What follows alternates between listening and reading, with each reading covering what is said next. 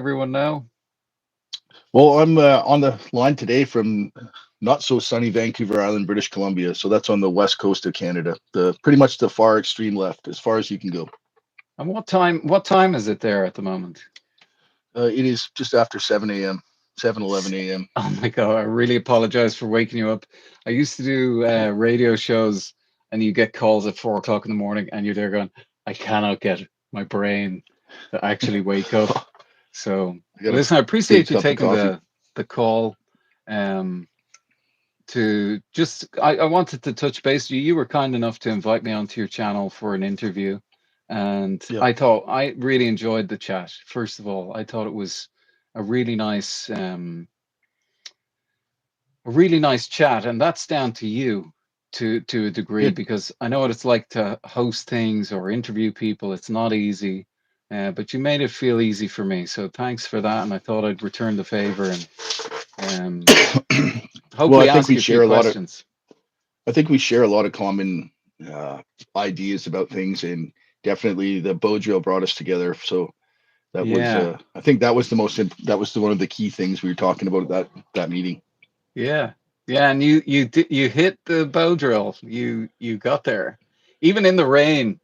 Yeah, I was like, you Yeah, ballsy. You're very ballsy going for in the rain.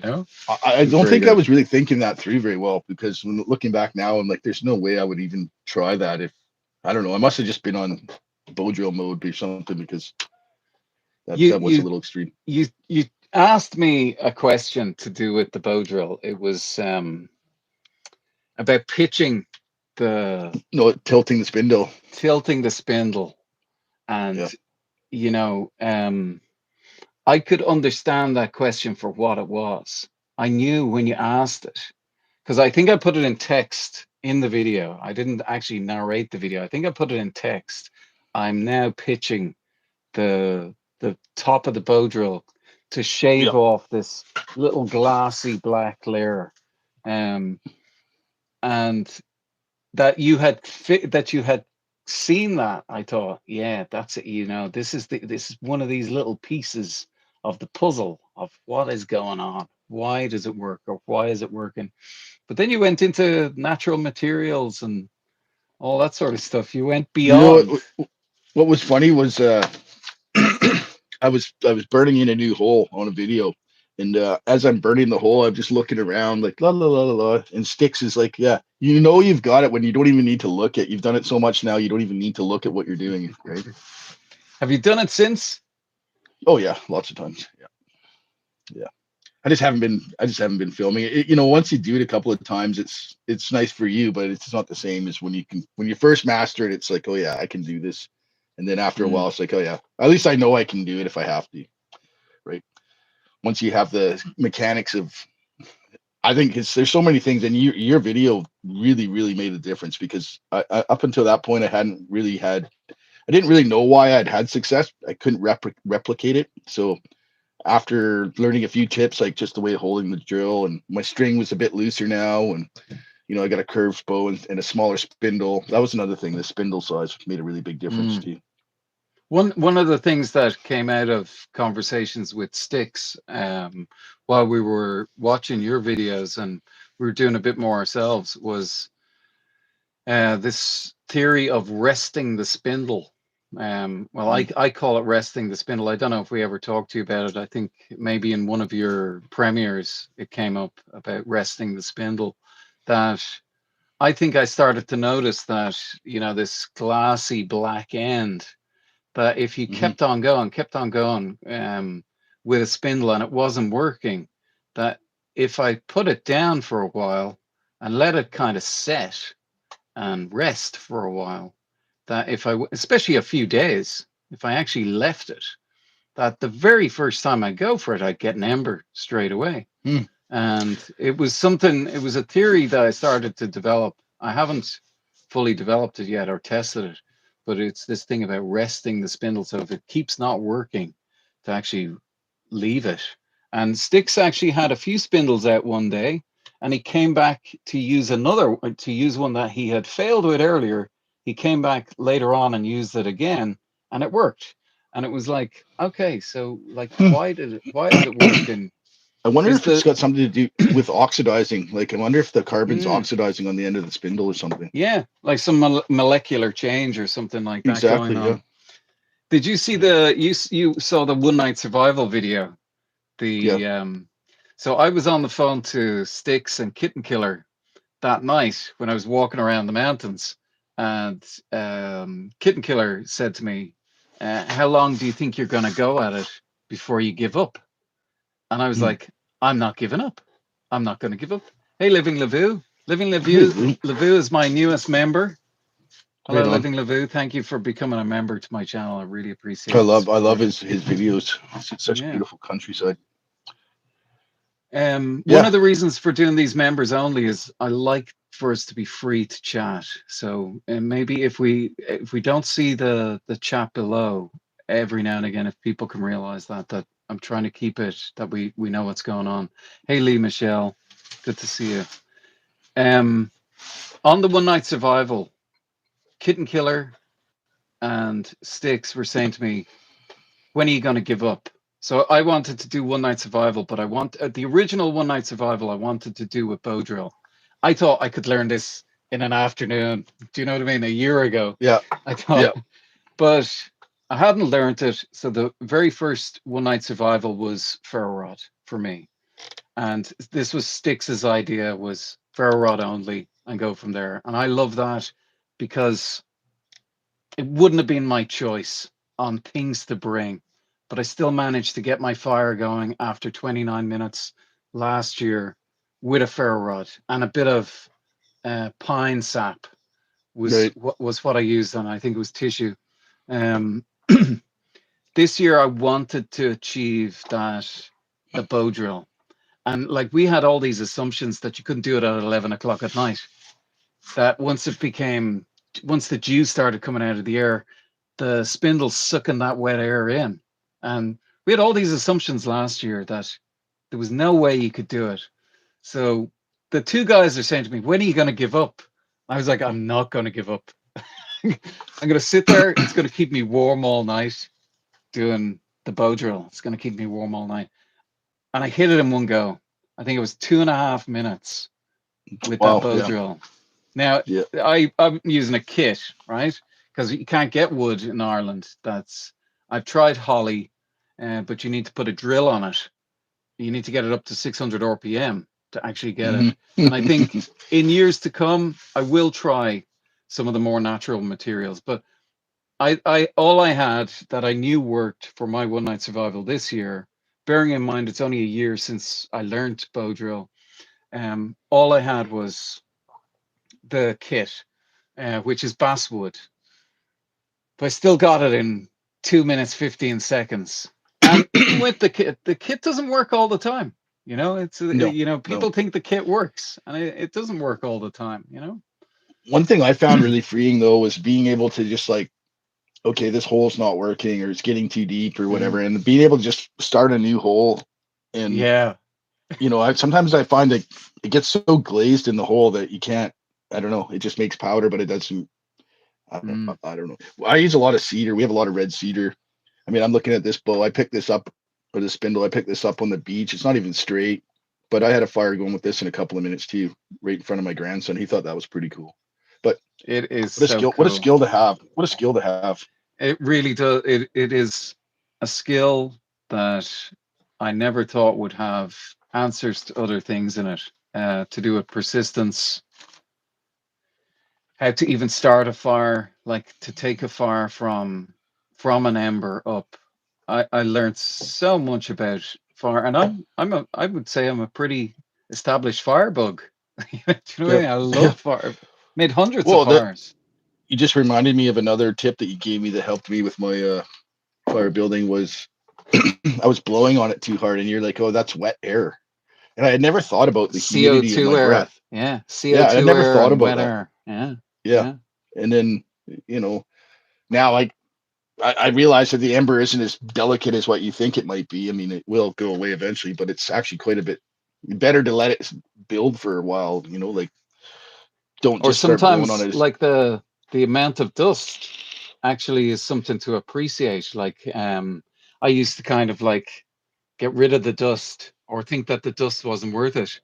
But now the longer I've been doing it, I'm like, even if I don't Piling it up. get, yeah, even if I don't get an ember, I'll still keep the dust and put it into a tray somewhere. Just go. I'll just keep Save that. it. That dust is, yeah, it's gold. Fires. While we're on fires, right? Um, what way would you start a fire? You're pretty experienced in fires. I saw you with your piles of wood that you brought on one of your camping Yeah, escapes. I've I've been lighting fires since I was a kid, and I don't mean that in the arson fact, but even as a little boy, where I grew up was right at the base of a fairly large mountain, very steep slope, and I used to climb up that mountain when I was, I'm talking 11, 12 years old, and I'd be by myself, and I'd climb up the mountain, and I'd bring a like a sausage or a hot dog or a potato or whatever, something really simple to Mm, cook. And I would go up in there and I would build a little stick fire. And, of course, I was probably using matches or lighter. I don't really remember, but I've been building fires and I've really enjoyed camping my whole life too. So one of the things I find with fire is like I can get lost in it. I can just sit there and stare at a fire for days, just watching. It's like a movie to me, watching yeah, the it is. embers and Yeah, yeah. the different colors and then the warmth. There's nothing like also being a hiker, there's nothing like being on the beach of the west coast of Vancouver Island and it's cold and windy and you get that fire going and you're protected, you're safe, right? Mm. So, but With sorry, what did you with ask me? fires, How would I light it? just yeah. What sort of accelerants were your favorite accelerants? Well, like I said, we have a lot of red cedar in our area, so red cedar is pretty easy to start. Even when it's wet, it will burn. Accelerants, though, I mean, I guess before I kind of took things more seriously, I would just use gasoline. Really, I mean, throw Would you? gas in the Yeah, fire. It yeah. it never really worked, or Mm, newspaper or motor oil but it never really hmm. worked. I don't use anything like that anymore. I don't really need it. Um, but yeah, I've always been using cedar. Cedar's the best. I mean, like we have pieces like this just laying around all over. This right here is, half a pound, and it's a big chunk of old growth red cedar, but Yeah, that'll fire up perfect. like nothing. Mm, Yeah, yeah, yeah. yeah.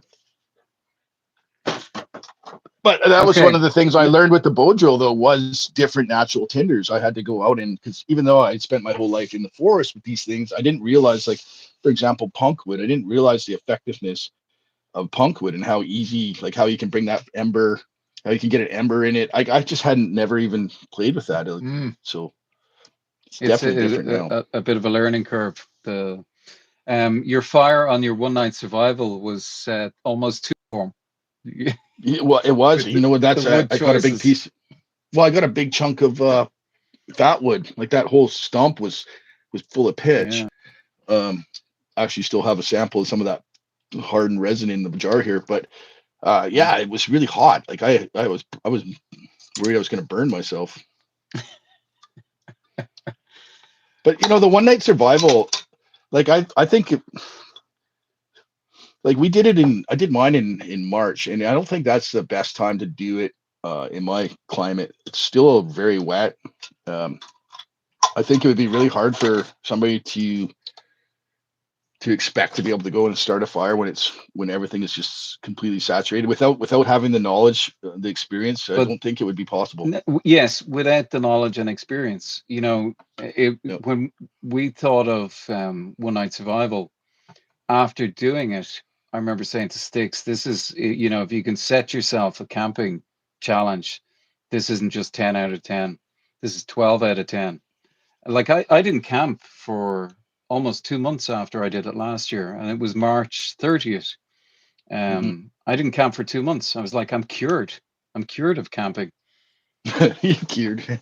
Yeah. I even feel I haven't gone camping since this year's one night survival, since sitting out in that shaman night, and I didn't sleep at all. I burned the ground with the fire. I moved the fire a bit, took the ashes out of it, and put them underneath my legs, and I sat there for the whole night.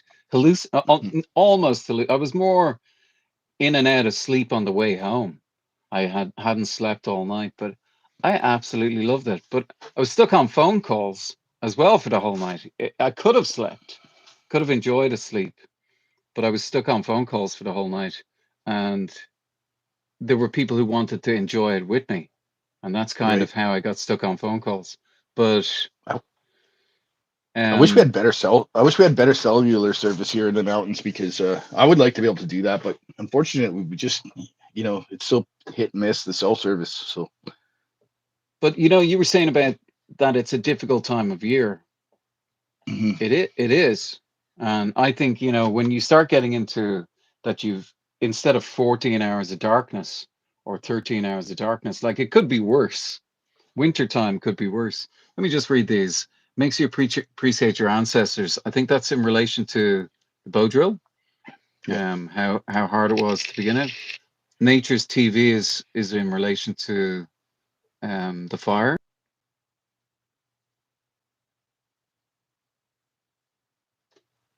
Hi, Jason. Hi, nope. hi, Lou. Girls in the rain don't always. I've had to go far free many times, even with lighters and ferro rods. Yeah. Hmm. Um, Yeah. that's the challenge really with this one night survival. I was torn between two versions. I was going to walk all night, no fire. So I walked until 12 o'clock, I think. Like this guy, Michael Reel, who went missing in 1983. He was a kid, 8 years of age, and he just walked during the night, slept during the day. One of the reasons he wasn't found was he was sleeping under trees during the day when people were calling Right. his name. Um, but I think next year I might just try it without a fire. I think that's the next level with it is to what would you do if you were in his in his footsteps, you know? Or what about creating a fire with not with just your hands? That's what I've always thought was like twisting some cordage, using a rock, scraping some tinder, making a bow and a drill Oh, the whole or a lot. hand. Yeah. Well, Yeah, hey, like everything. Like this you is stick you start. territory.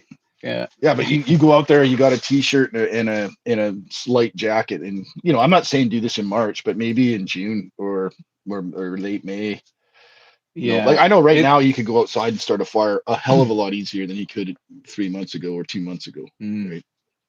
yeah. Okay. Spiritual things. I had read some comments this week, and people were talking about not being spiritual, being spiritual. Um, it's not. We can glance over this question or whatever. Do you think it's? Do you think?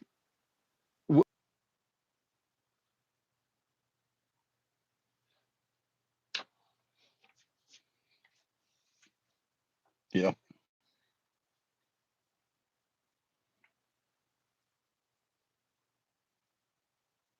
Off. So it's more you that's reflecting back that Hmm. we all anybody who's camped, your senses are heightened. You are on point out there in the woods. Um, but Right. do you believe in stuff like spiritual stuff like that trees have feelings? Do you think they're more along the lines of when they talk about fairies, for example, it's small things. It's small things coming together to make something that's tangible, physical, and explainable.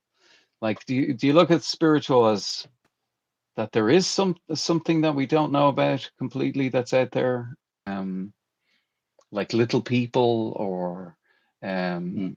something that's invisible, something that's looking out for you, or do you look at it like something that's more the mind and scientific or explainable? Well, Mark Twain, he said he's lived through a great many tragedies in his life, and some of them even actually happened. So that's what I always think about is when I'm in the woods and I'm like, oh shit, there's a bear behind me. There's got to be a bear, and it's like a little Mm, squirrel or a bird or something, stepping on a leaf. I I've had experiences, firsthand experiences with like cryptids, and specifically, I think very close to where I live is place called the Kennedy River, and the Kennedy River is known to be a Bigfoot hotspot. They've made several movies and TV shows, and I didn't really realize that that was what it was when I first started exploring that area. We were actually doing a bunch of caving projects up there, some cave mapping and discoveries. We knew it was a big limestone mountain, and we knew there was lots of holes, so we were up there. Uh, I was hiking up the hill behind my friend was in front of me. We had quite heavy backpacks on, I think around 75, 80-pound packs, and it's a very steep, long climb up to the base camp. And I'm walking along, and I just had this very strange feeling, like this coldness and this weakness came across me. And as I was looked up, this boulder about, I don't know, 5 or 6 inches in diameter flew past my head, but it was coming from the opposite direction that where my buddy was. He was uphill. It would be possible for a rock to roll down, but the way this boulder came and the speed and the trajectory of it, that something was, it wasn't him, I don't think. So I always thought that was. And then shortly after that, we were quite tired, so we decided that we were going to ditch a bunch of ropes and make another trip down the next morning to get the ropes, because we were carrying all our caving gear, so it was quite heavy, and it was getting dark. And then so we hid all these ropes under this log, and they were in like a, what we call a Brooks bag, which so like a floating kayak bag, the roll Mm-hmm. top type. Yeah. And Mm-hmm. it was in, the ropes were all inside that. I stuffed it under a log, covered it with ferns, and then we came back the next day to get the ropes, and all the ropes had been taken out, and the ropes had literally been uncoiled. So I coil them, I wrap them up, and I coil them, and I put them in a knotted bundle so they don't come. Yeah. They're all done the same way, and they were all uncoiled and just laying in a pile.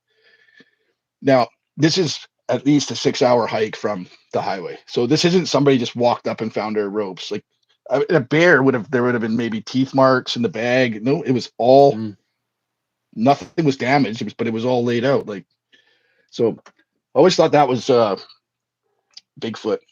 And I never Yeah. really felt scared about it, but I do believe in the spirituality. And while we were up there caving on that particular mountain, we found this one cave, and we ended up calling it, naming it the Nights of Darkness. And the reason that was is we didn't see it at the time. It was this multiple entrance cave, very deep. We had to rappel in about 30 meters. Nobody had ever been in this cave, but it had that same really kind of eerie feeling, like scary feeling. So we named it the Nights of Darkness, and it was just like, there was a whole bunch. There was the Heart of Darkness, there was the Queen of Darkness, there was all these different caves, and there was all named after this darkness sort of thing. But the Nights of Darkness, we came Mm. back, and looking at the photos, there was a demon, there was an evil, the whole rock. You look at the rock, you're like, holy shit, that was a spirit. That was something, man. That's exactly this was protecting something. Like, I don't know if that's the entrance to Hollow Earth or what, but that Mm. was definitely something. So it was Um, something dark, was it? Was it a dark image or a yeah, dark it figure? was like, it was a face in the rock, and it was looking at you Oh, angry, like, get out, go away. yeah. We ended up stopping. We lost permission, so it was actually a provincial park, but it was in the local First Nations were given control of it, I guess. So they actually told us, because we'd asked the elders if we could have permission to cave and map up there. They'd given us, initially granted us permission, but then I guess another elder said that we couldn't go up there anymore because there was spirits up there. And I guess in the old days, the First Nations, they would send their youth up this mountain, and Mm. like if they were in trouble or they were not doing what they had to do, so they'd send them up there by themselves, and they couldn't come back down until they found their song. And that this area was significant to this tribe. This is where they sent their young men to go find their song. Wow, there is so much spirituality up that hill. If you went up there, you'd be. I mean, just the sheer beauty of the place is amazing. But every Mm. time you turn around, there's something. There's just something up there. I can't tell you what it is, but yeah, It's I've interesting you experienced that. say about the darks. You reminded me of something that I saw when I was in Australia. It was a guy that I knew. He had lost his leg in an accident, and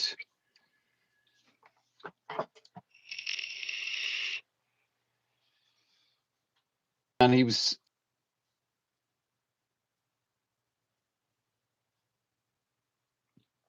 poor, but issue happened to it, and he got an infection. But he was fine.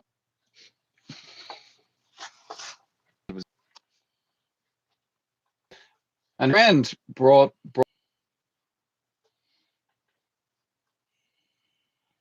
back seat, a window pulled down, and his friend is saying, "Oh, look, we're going to go out into the desert, have a few days out in the desert, feel better out in the desert or whatever."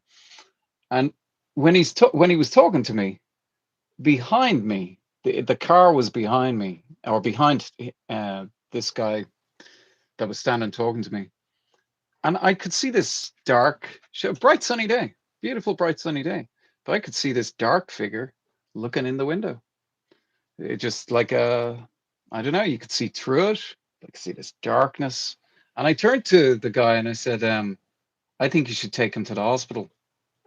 Oh, The hospital said he had 24 hours to live. He had so you such a saw bad his death? infection. I saw something that looked to me like something looking in that window. Now, is it projection where you're projecting something, manifesting things?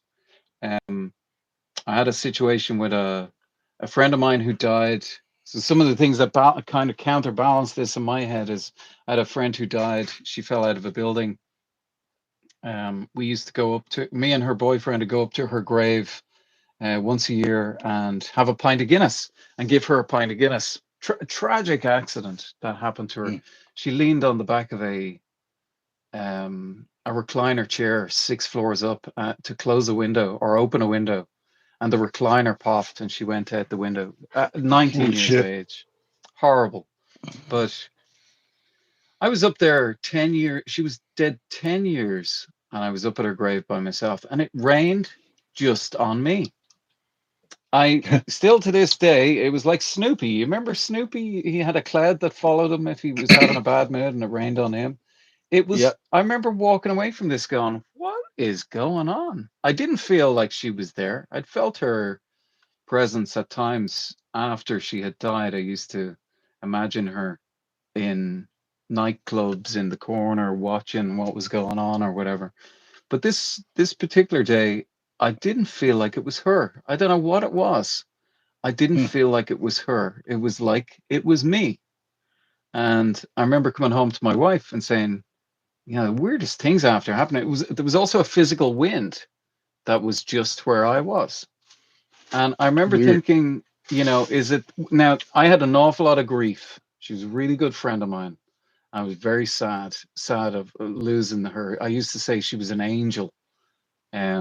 I used to Oh, call her my spirit level because she was taken at a particular time in life where nothing had happened to her.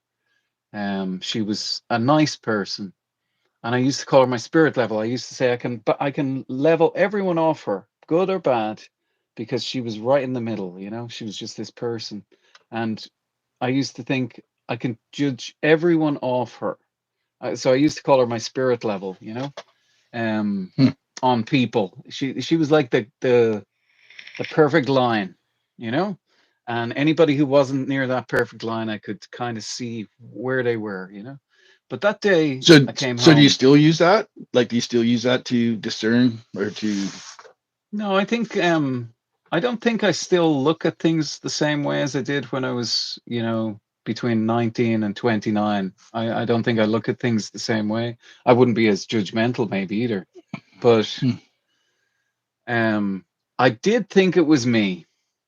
It gave me great peace to understand that maybe I had made this happen, that energy within me had created this thing straight above me, that I had created this. It made an awful lot of sense to me. It was one of the first feelings I got when I got Hmm. home was this me?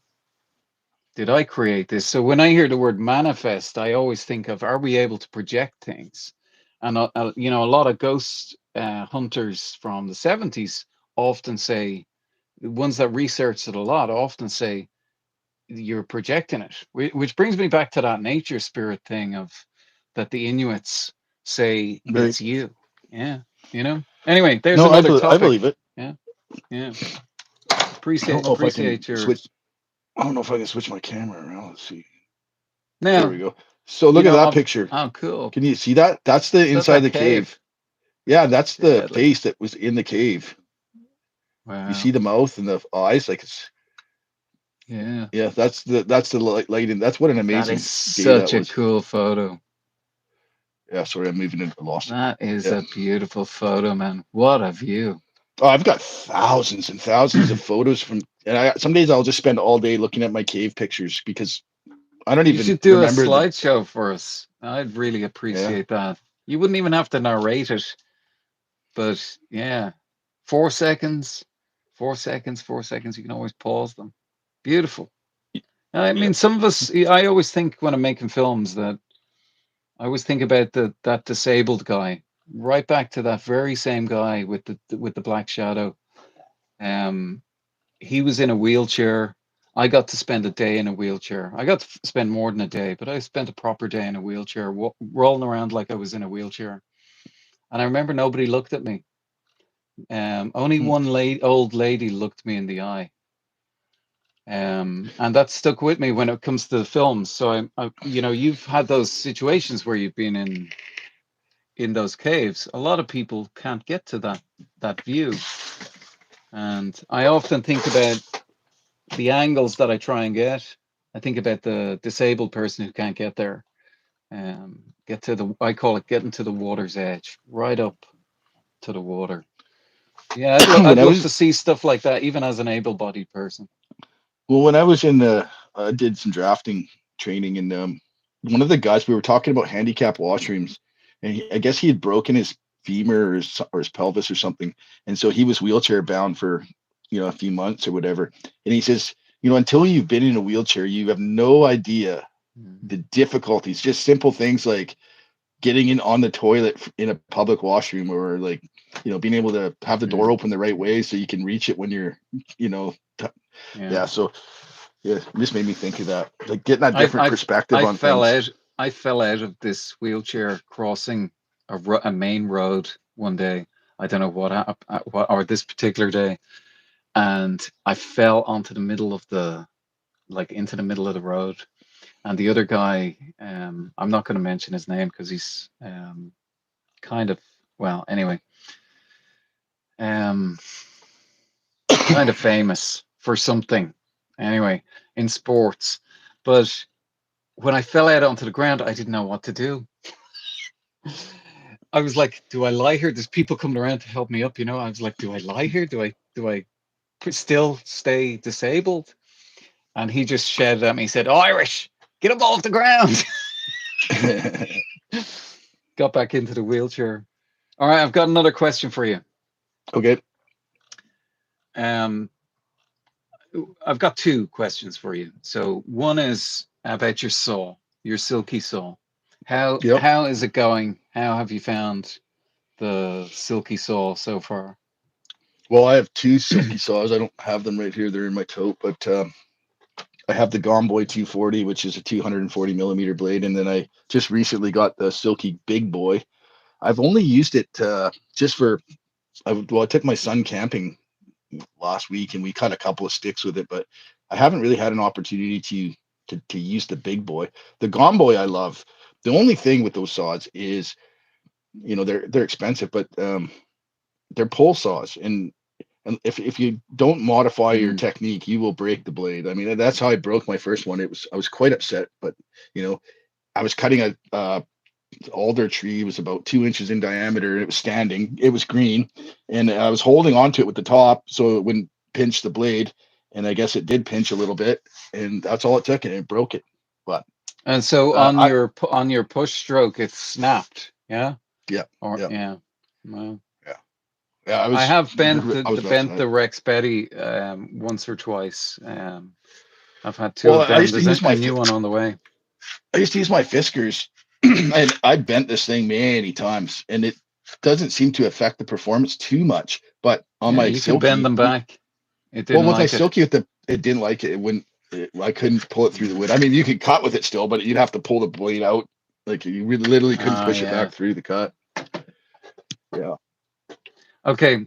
Your worst burn. Do you remember? So okay. This is a two-part question. Okay. Your worst burn, and I can start first if you want. Your worst burn, and then how do you treat a burn? What do you do with a burn? I'm trying to remember my worst burn. Mm. I mean, I'll tell you. Yeah. Okay. Are you talking sunburn or are you talking like fire burn? Fire burn. Yeah, I don't know, man. I guess I haven't really had any serious burns. Hot exhaust manifolds on the arm sort of thing, but Mm. not really. Yeah. And what would you How would I do with a treat? burn? Yeah. Yeah, well, obviously, I if I didn't have my medical kit, what would I do? Probably cold water and cover it and try and get them help right away, I guess. Mm. I have a burn kit. I have topical burn cream and non-stick bandages in my haversack, but I haven't really spent a lot So of time thinking about burns. yeah, I've burnt myself a few times. I've actually put out a house fire, a few different serious hand burns and whatever. Stuff that's on fire, moving with it in your hands and it burning your hands, but you can't drop it. Ooh, Stuff like this. yep, But yep. it's something I'm interested in is how people deal with burns, and that's why I wanted to ask you. Um, for Or, me, I found out that if obviously cold water, yeah. yep. Now there's different degrees of burn. Yeah, there's burns where your skin actually falls off. There's burns where it blisters, and there's kind of contact burns and whatever, right? But I'm talking about the burn that blisters. Yeah, so it's Hmm. a I'm not sure what degree burn that is. I think that'd be Um, second. I've had when I was in that house fire, I had stuff land on my skin like mesh curtain that was floating through the air like a sea snail on fire.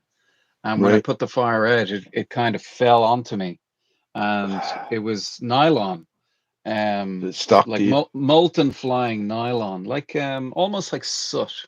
And it stuck to me, and Hmm. I stupidly went like this, brushed it off, and peeled every bit of skin off as I did it. Oh And man, that pain, it's a pain where you actually physically shake. But I suppose let's it's just horrible. with hand burns, what I found, and I've had a good bit of experience with this with people who've burnt themselves or done things with burns, is that if you obviously cool it, yeah.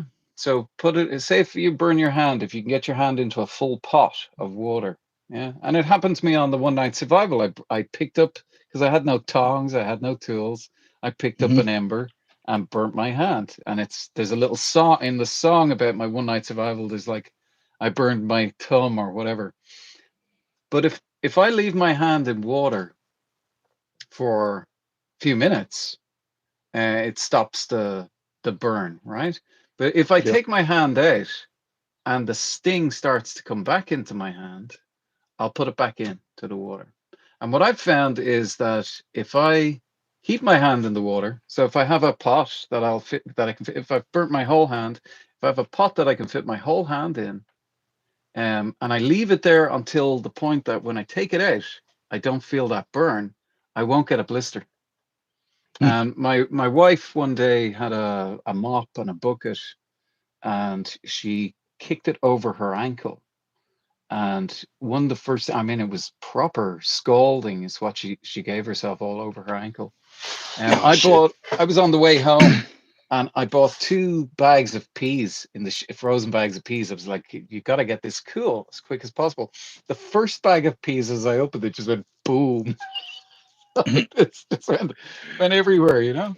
But it definitely, that technique for me definitely works. I've had some, as I said, some I've serious heard I've heard situations. like if you put egg yolk or fat like butter or lard or something on it too, it helps I maybe. think it's to take away the oxygen. Yeah, That's I've what I heard think. I was gonna this. say, yeah. Yeah. I think that's what I water don't does too, necessarily basically. know how, yeah, I don't necessarily know how burn kits work, but I will say, even that night when I burnt my finger, I put it into my bottle like this, and I turned the bottle for about an hour. My fire nearly went out, but I left my finger in my bottle of water for about an hour Hmm. to mitigate what's name a burn. When I was a child, we were playing behind this in this bush behind the store, and we used to build forts. And we're pretty young. My friend had a bag of Ziploc bag of gasoline, and I guess Mm, he had it in his pocket or his backpack or whatever. and we got to our fort, and he had matches, and he was lighting the matches, and I guess he had gas all over him, and he set himself on fire, Wow. and it burned his legs, like his whole like crotch and private areas were completely burnt. He was only 12, and I remember it was like it was a good 6, 7, 8 months before he was back to school. Like he was in the burn unit, and that's the worst thing is seeing a child get burned. I am so cautious with kids around I hate seeing Mm, kids running around the fire or like tripping over sticks or yeah. boulder loose rocks. So yeah, I guess prevention is probably the key to it. But it's good Mm. topic because I don't really think much about burns. I don't know. I just it's I've I mean I guess you could fall right into a fire too. I mean if you had a big fire burning, you could Mm. trip into it. But Most people who yeah. fall into fires usually roll out the other side unscathed, in my experience. I've Well, seen, unless seen you're a few of them. intoxicated. Yeah. Even I did see a burn that some guy had, and it's very possible. I think what he tried to do was move one of the boulders that was around the fire that had been burning all night, Oh, and he yeah. pretty much stuck his entire hand to an awful looking burn. I did the same myself, the tips of my fingers, and that was just blisters the week later, tips of my fingers going Yeah, camping the I've next done day. that. I've done that. Or Horrible. you know what burns me a lot is paracord. When you're Okay. trying to squeeze the end of the paracord, like Oh yeah, it's melt. a horrible Yeah, one. you That get is that a shit. It sticks horrible to your burn. fingers. Oh! Oh, Have you yeah. ever seen super glue and baking powder? Have you ever seen No, this? The I think I heat that remember gives it, but off. That's I the don't remember. same sort of burn, and it's stuck to you. It's horrible. Uh-huh. Okay. Um. Do you have a dog? Not anymore. He passed away. Yeah, Okay, but you've had yeah. dogs, yeah. Oh yeah, all my life. Yeah. No, my Yeah. dog Digger, he passed away 2 years ago now. He was 14 years old. He was beautiful, Oh, big old lab. Yep, black lab. oh. Well, sorry to bring that up. Yeah, it's no problem. Sports when you were a kid. Sports. I wasn't much of a sports guy. I played soccer and football, um, Mm, baseball. I mean, and but I wasn't. We were in the rural areas. We didn't really. Well, sports wasn't a big thing for us. okay. Everybody thinks Canadians play hockey. Honestly, I have no interest in hockey and never really have. So I don't. Mm. Sports wasn't my thing. You know. The origins of your outdoors experience, do you remember where that started, or was that just always a thing? You said you grew up in a rural place, so I presume it was uh, Well, I was a bit of a shithead when I was a kid. Sorry, I shouldn't swear, but I was a bit of a troubled kid, and I got a community diversion program when I think I was 14. So community diversion is like the way of you know punishing or oh, rehabilitating. you said this. Yeah, you said this Yeah, to me yeah. So they before. sent me on this. They sent me on this outward bound course. And I had never had no experience with backpacking or camping, and Mm, it was basically you'd get picked up after school on Friday, and they drop you off Sunday night, and they take you out.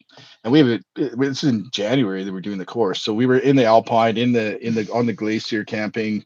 I just loved it. I Ever since then, I still to this day have skills that I learned when I was that age. With wow. especially with tying tarps and Mm, building fires and all those basic skills.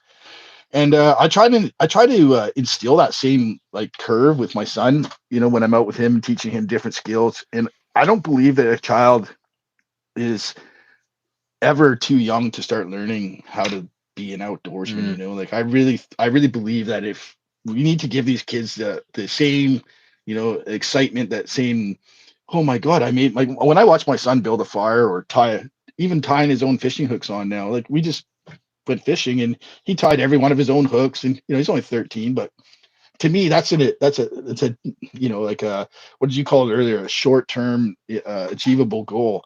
Get him to mm, this next phase. Like, he's building the fire now. I see him picking up pine cone needles to build his fire. I'm like, he didn't know that. He learned that from mm, watching me, right? So yeah, that was where my origin came from. And really, when I got into my 20s and 30s, I was really focused on family and work, and because I had children, and I really got back into it in the last 5, 6 years, and that's primarily because I've my injury, and I had a lot of extra time to sort of Mm. go out and do things. It wasn't always working. So I'm looking forward to this. I think there's phases in being able to produce videos, and um, I myself kind of find that those phases that I either recognize them or they come up on me, that there's a phase to them. So I'm looking forward to your next phase. It takes a lot of work. I think it came I, up on my thing about how many subscribers you have. I'm not sure it was 400 something, or what was it, yeah, 500? somewhere around 400, 417, I think it is. And I remember that. I remember that phase. I remember how much work it took to even get to that. And I remember that I do recall several phases where I've had to stop. It was like watch time hours nearly killed me, probably nearly killed my channel, just getting watch time hours, because it's like some sort of production craziness happened to Well, me. and now I'm coming up on like the 1 year anniversary, the 1 year mark. So I'm watching my watch time hours go down now I know, yeah. those videos from a year ago Yeah. are not counting anymore, right? So yeah. But listen, when it Uh, comes around to when you're really close, you have to tell everyone, hey, just watch my playlist. I've got a playlist with 15 yeah, yeah, videos in it that are all 3 hours long. Please watch them all. And you yeah. can bring that up again. Go Community out is good for that. go incognito before you go to bed and just put a playlist on. Yeah. Oh. Do you have any ideas of what's coming next, or Ah, do you just man, go with the flow? so this kind of, I'm just looking at my analytics page now, and so my last sort of posting No, was don't do it. Don't do no, that was seriously my last long form video was April 3rd. Um, so I've been that's been a looking at while. my video stats the last few days, and it's like 6 minutes. I knew this years ago that, when I look at them over 365 days, the real dots, the ones where, people, where it all adds up to watch time hours of people either finding the footage or watching it, and it's like 6 minutes. And I did know that when I started my channel that good videos were in 6 minutes, but looking at the stats there over the last few days, I was like, it seems like it's not good videos are 6 minutes. It's people seem to be 6 minutes. I see the odd one, if I make an 18-minute long video, I see the odd one in the year. It just goes, oh yeah, I watched it. Yeah, yeah. Well, if you watch your click time or your click through rate too, it's I don't know. You could go all day on just talking about YouTube's analytics, but it's Mm. funny the ones that work. I mean, I was watching a lady yesterday. She was talking about her monetization journey, and she noticed that the thumbnails where she had the aquamarine color, it didn't matter what the video was about. It was the thumbnail seemed, she'd have the same video, but one has a different color thumbnail, and one has 800,000 views, and the other one has 800 views. Right? It's just a night and day Yeah, difference, and it was the same content. yeah, just a Yeah, thumbnail. I Well, think I'm what's looking coming next forward for me. to the break I, I myself. think what's coming next for me is, and I want to get it done before we have our campfire band, which is probably going to be with this month sometime. But I would really like to build like a elevated platform, Oh like a tree yeah, fort sort of deal, and try and stay in there, you know. But that's something for deadly. my new saw. Okay. That's why I want to try the new saw to cut some bigger Yeah, wood, yeah, right? yeah. Yeah. Interesting. Interesting. Very interesting. Hmm. You were talking about that. You were kind of edging towards that elevated platform or some sort of construction, um, some sort of forest art. I'm going to call these Art. Yep. constructions forest art to protect them because are you into building? Have you always been into building, or do you Yeah, like yeah. building? I love building. I love building. I spent $3,000 on cedar boards last couple weeks ago because that's how much I love building. Like, Mm. no, it's I don't mind it. I like it. Did I you do like all that building work projects. yourself? Did you do all that Yeah, work yourself? Yeah, fair play. yeah, yeah, yeah. I'm not That's done. gonna I still last a have. while. That's gonna last a while. It's gonna Well, be. just a minute ago, my wife just texted me, and we're getting our roof replaced, and we've been saving up. So we're getting a metal roof on our house this in a couple of weeks. So she just asked me, "Do you want black or green metal. I don't know. Oh, no way. Wow. Yeah, but that's a $30,000 investment we're putting into our house, so I'm kind of excited about $30,000 it. question. Cool. Yeah. Yeah. I've got a Viking weekend this weekend, so I'm going to be shooting a Viking, not a Viking film, but an event. It's called Boyne Valley Viking Festival or something like this. Cool. Um, it's in a famous castle in Ireland where a lot of big bands have played. So it's a big festival of um, historical reenactment stuff. So they do all fights and stuff. Yep. And they've made me a platform. So I walked away from it last year going, the fights were so cool. The kids love the fights. It's all sword play. You know, I'm not going to Yeah. say it's like WWF, but it is controlled. It is not, Hmm. they're not killing each other. They're not trying to hurt But each other. Yeah. Yeah. well, I don't know if trying to hurt each other. There's a bit of they're quite contact, But one of the things I walked away from with it was I need a podium. So I was in with my stick, so I had a good, easily probably 13 feet distance between me and the action that I could go in and out from. And I got some really cool video being close to these guys as they're fighting. But Right.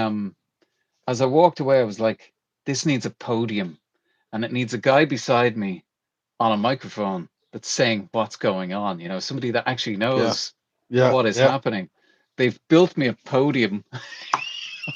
That's I got sweet. to be 6 foot up off the ground filming these guys killing each other. I was like, this is going to You be know what would be brilliant. cool would be to use like one of like my drone's got the AI tracking. If you could set it to like track the guy, one of the fighters' faces, so that it would Mm, give you all those angles as it.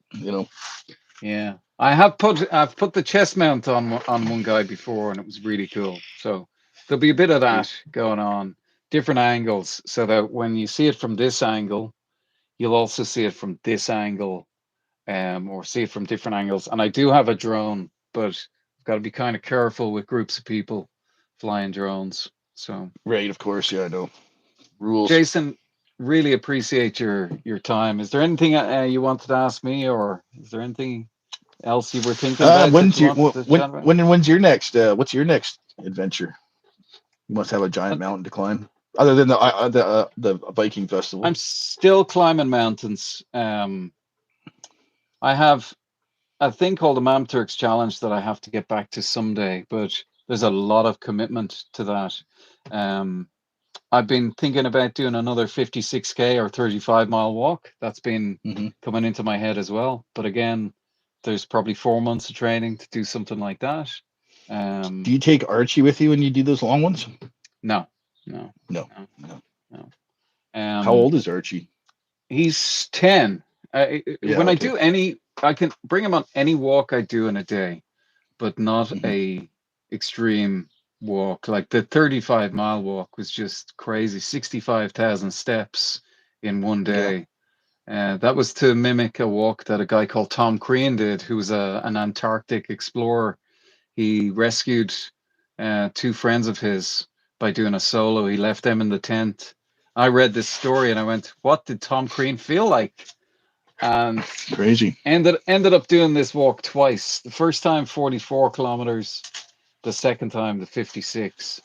Um, and the last 4 kilometers of the 56, I was kind of going, why didn't you just finish it the first time?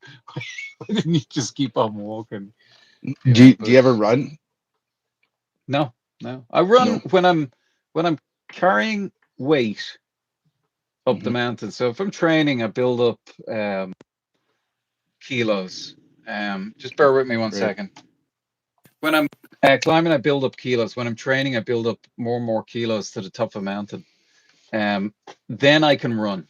So if I take those kilos off and I go do a speed test on the mountain, I'm running. I'm able to run. But the only way I can run is to put to train with weight first, Yeah. and then all of a sudden I have legs that are just perform different. They just spring along, if that makes sense. I don't know. I still to this day don't know why I can't run, but if I put weights on first and then take the weights off, all of a sudden I'm like a gazelle. I don't know. Well, Like that's the key. I'm That's the faster trick. now at 50. I'm faster than I was when I was 20 at moving. Hmm. But it takes me maybe a little bit longer to get. It takes me a lot longer to get up to that fitness level, and it's very quick to turn off as well. So if I stop, what happens to me is if I stop, I still have the appetite that I'm going, and I can't turn off the appetite. So I just end up like this, after Yeah. 2 weeks. I'm like, I'll give you another chocolate bar, you know.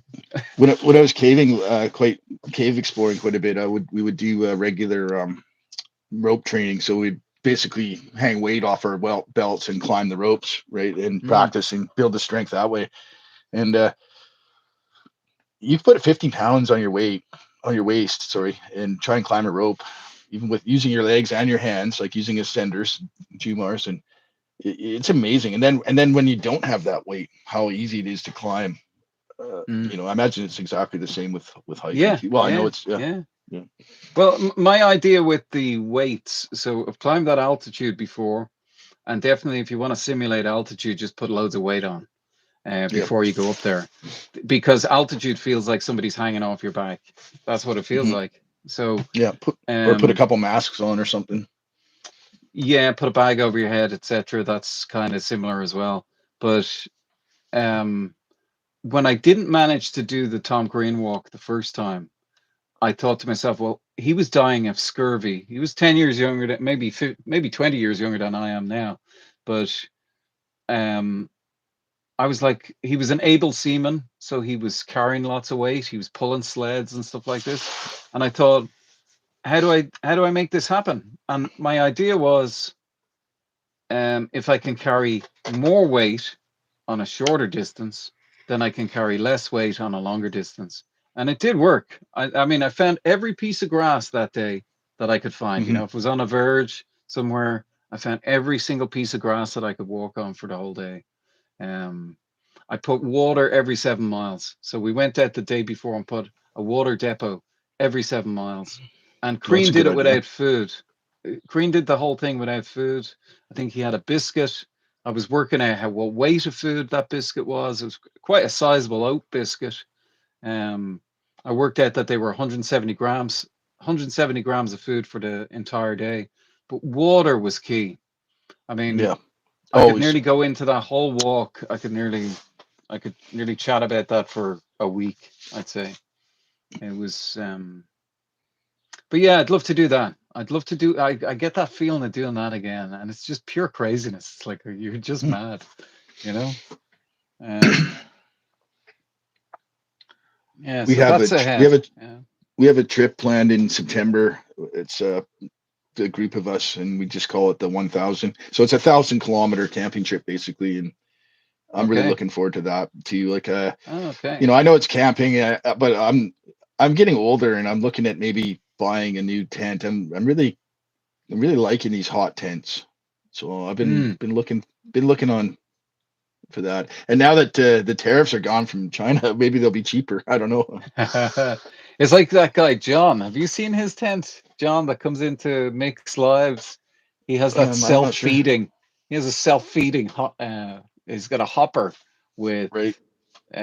I don't know, they're like fire beads or wood beads or something like this, but it self-feeds. And I was Uh, looking at him, I was like, he's got this shit down, he's got it down.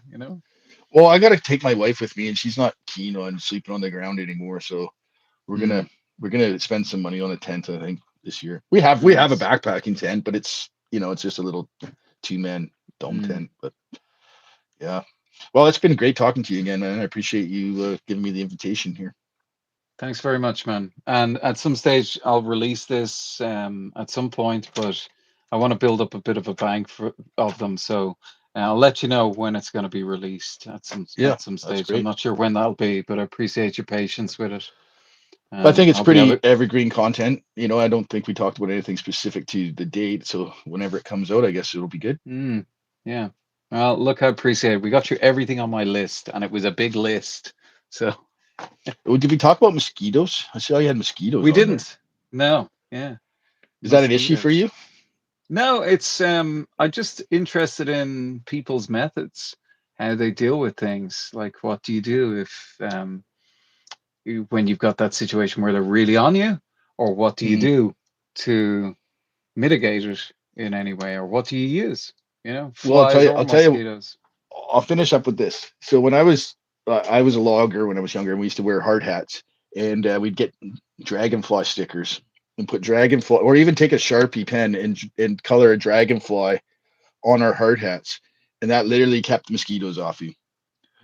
The image Brilliant. of yeah, another guy that I Love know, it. he would capture horse flies. So we'd have these giant horse flies. He'd tie a little piece of fishing line around the belly of the horse fly, and then glue it to his hard hat. So the horse fly would be flying around tethered to his hard hat, and no bugs would come. No bugs would come near him. Yep. So Brilliant. there's some Thank you very much for ingenuity. that. That was a lovely bit of genius at the end. I love it. I will Yeah. not try and share my ideas on that one.